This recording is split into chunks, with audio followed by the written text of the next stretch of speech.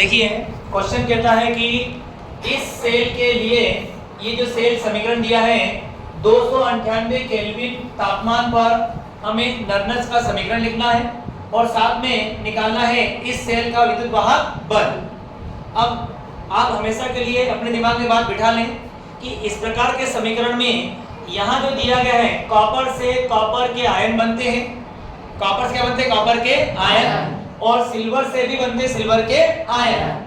ठीक है, इसको पढ़ने का तरीका होगा copper equal to copper 2 ion और यहाँ पे आ जाएगा Ag से बनेगा Ag प्लस आयन, तो ये इक्वल टू का साइन है, ये साइन किसका बेटा, इक्वल टू का। ये हाफ सेल इधर हो गई और हाफ सेल इधर हो गई, दोनों को मर्ज कर दिया तो क्या बन गई आपकी full cell, complete cell reaction बन चुकी आपकी।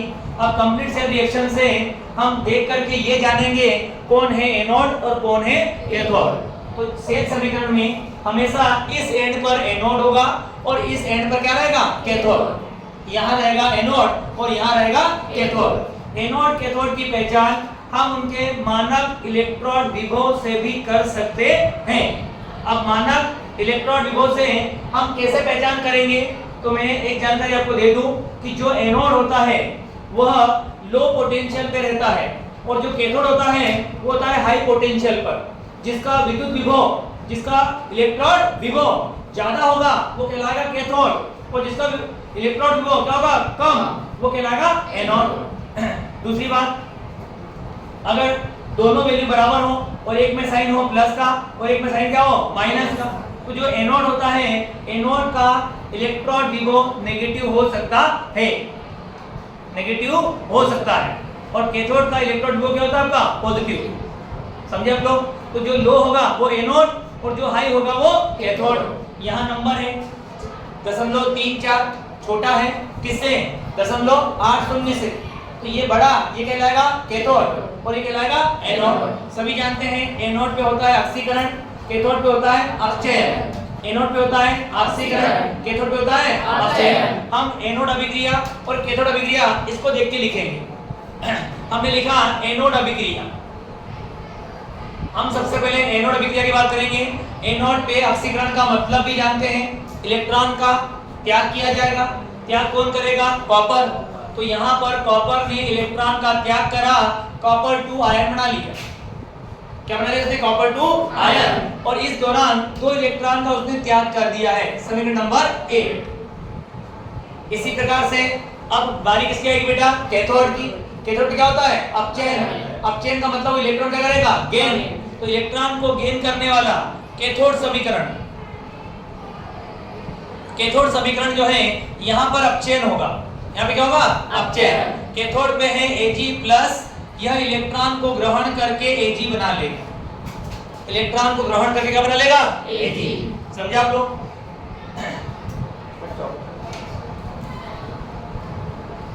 अब इसने यहाँ पर Ag बना लिया।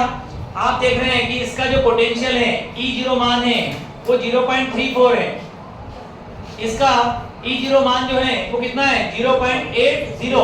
तो इसकी वैल्यू ज्यादा है, इसकी वैल्यू क्या है, कम, इसलिए ये कहलाएगा एनोड और ये कहलाएगा कैथोड। अब यहाँ पर इस इक्वेशन में इलेक्ट्रॉन की संख्या कितनी है बेटा, 2। इस रिएक्शन में इलेक्ट्रॉन कितना है, 1। क्या दोनों में इलेक्ट्रॉनों की संख्या बराबर है, मतलब इक्वेशन बैलेंस नहीं है। इक्वेशन को बैलेंस करने के लिए जहां कम है वहां पर उपयुक्त संख्या से गुणा करेंगे। यहाँ कम है, कितना कम है बेटा आपका, 1। इस 1 को 2 करने के लिए मैंने 2 से गुणा कर दिया, 2 से गुणा यहाँ भी करेंगे, 2 से गुणा यहाँ भी करेंगे। समझे आप सभी। अब complete cell reaction, complete cell reaction लिखना है तो यहाँ पर Cu प्लस क्या आएगा बेटा आपका 2Ag+ बराबर यहाँ पे क्या लिखा हुआ है आपका Cu 2+, प्लस में क्या आएगा बेटा आपका 2Ag। अब 2 इलेक्ट्रॉन राइट में भी हैं, 2 कहाँ हैं आपके, लेफ्ट में, क्या हो जाएंगे, कैंसिल। आगे बात समझिए आपको। इस समीकरण के आधार पर तुम्हें n का मान मालूम पड़ गया, कितना होता है, 2।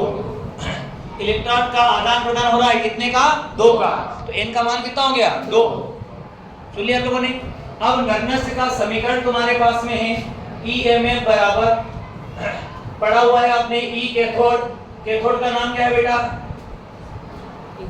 है ना, ई कैथोड है तो ये लिखा आपने Ag plus oblique Ag minus E anode, anode पर कौन है बेटा आपका कॉपर, तो यहाँ पे लिखा आपने ECU2 प्लस ऑब्लिक Cu, ये हो गया ई कैथोड माइनस ई एनोड, फिर माइनस में 0.059 अपन में क्या आएगा n, फिर आएगा लॉग, ऊपर आएगा एनोड, नीचे आएगा कैथोड, ऊपर आएगा एनोड, नीचे आएगा कैथोड। एनोड कौन है Cu2 प्लस आयन, कैथोड पे कौन है Ag प्लस आयन, लेकिन कॉपर के आगे नंबर क्या लिखा हुआ है A, यहाँ नंबर क्या लिखा हुआ है 2, तो यहाँ पे कॉन्सेंट्रेशन आएगा एनोड के आयनों का, यहाँ पर कॉन्सेंट्रेशन आएगा कैथोड के आयन का, लेकिन कॉपर के पास मोल कितने हैं बेटा 1, तो पावर क्या है यहाँ पे 1, यहाँ मोल कितने हैं बेटा आपके 2, तो पावर कितनी आएगी यहाँ पे 2।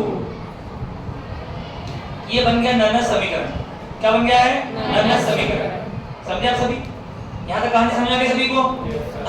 अब हम निकालेंगे इसका मान, ईएमएफ का मान निकालना है, तो सवाल में दिया है ई एनोड का मान इतना है और ई कैथोड का मान इतना है, जो बड़ा होगा वो कैथोड, छोटा होगा वो एनोड, बड़ा कौन है 0.80, छोटा कौन है 0.34, तो बड़ी वैल्यू है 80, उसमें से माइनस करेंगे छोटी वैल्यू को, माइनस 0.059, n का मान कितना आ गया 2, कैसे आया क्लियर है सभी को, ये लॉग लगा करके आप कॉन्सेंट्रेशन, दिक्कत क्या है कि एक का कॉन्सेंट्रेशन दशमलव में है, दूसरे का पावर के रूप में है, दोनों को समान बना लो, या तो दोनों को पावर कर दो या दोनों क्या कर दो दशमलव, तो 10 की पावर -3 को मैं दशमलव में बदलना चाहूंगा, इसको बदलना है, इसका मतलब है कि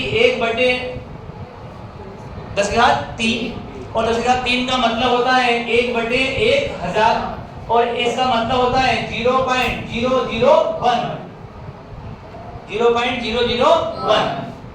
आई बात समझ अपने को, पावर वाली संख्या को क्या बदल दिया मैंने दशमलव में, कैसे बदला क्लियर हो गया सभी को। अब मैं ये वाली वैल्यू कंसंट्रेशन की जगह पर रखने वाला हूँ 0.001, ये जो वैल्यू थी इसका मान दशमलव में इतना होगा, इनका कंसंट्रेशन ये रहा, इसका कंसंट्रेशन ये रहा, यहाँ पे वैल्यू पुट करिए आपने 0.1010 और यहाँ पे 0.001, इसकी पावर कितनी आएगी 2 पावर का मतलब गुणा कितनी बार होगा इसका 2 बार, तो इसको मैं डायरेक्ट 2 बार गुणा कर दूं,